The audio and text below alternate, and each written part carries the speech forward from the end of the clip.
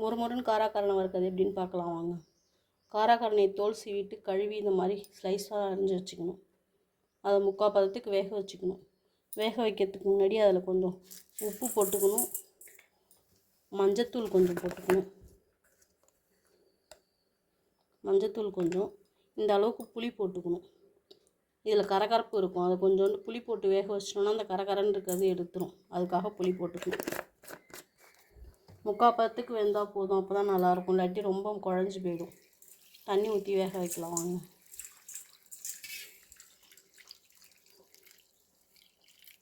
வேக வச்சுட்டு பார்க்கலாம்.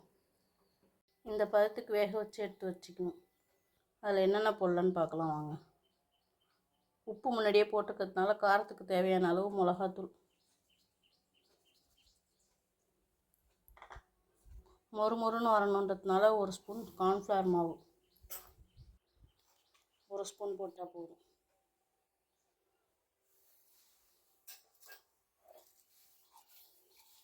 ஒரு பூண்டு எடுத்து இடித்து வச்சுருக்கேன் இப்படி தோலோட, அதையும் போட்டுடணும்.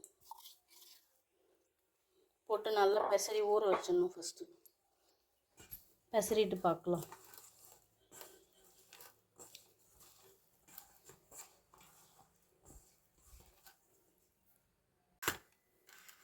நல்லா பிசைஞ்சாச்சு. இது ஒரு 1/2 மணி நேரம் ஊற வச்சுட்டு தோசைக்கல்லையோ வானல்லையோ போட்டு எண்ணெயை ஊற்றி பொரித்து எடுக்கலாம். பார்க்கலாம் வாங்க. 1/2 மணி நேரம் ஊறட்டும். இது ஒரு பேன் வச்சு காஞ்ச உடனே அதில் எண்ணெய் ஊற்றிக்கணும்.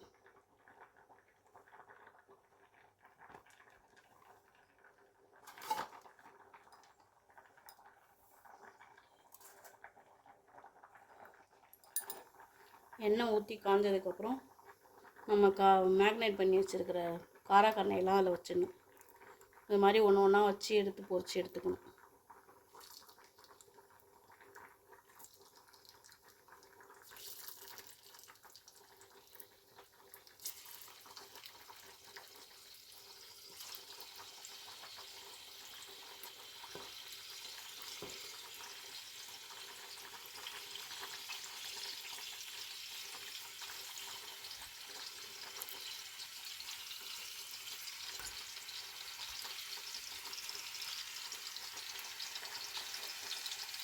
எல்லாத்தையும் பொரித்து எடுத்துகிட்டு பார்க்கலாம்.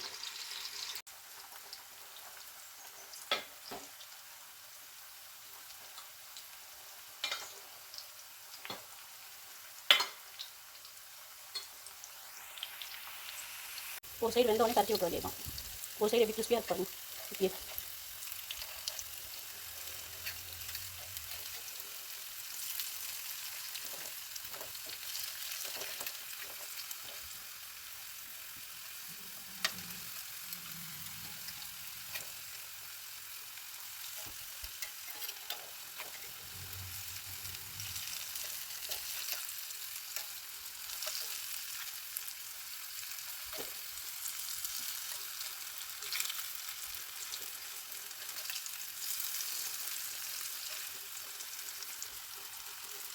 கொஞ்சம் கொஞ்சமாக எல்லாத்தையும் மாதிரி போட்டு நம்ம வறுத்து எடுத்துக்க வேண்டியதான்.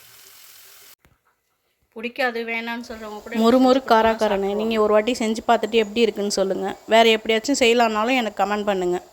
தேங்க்யூ.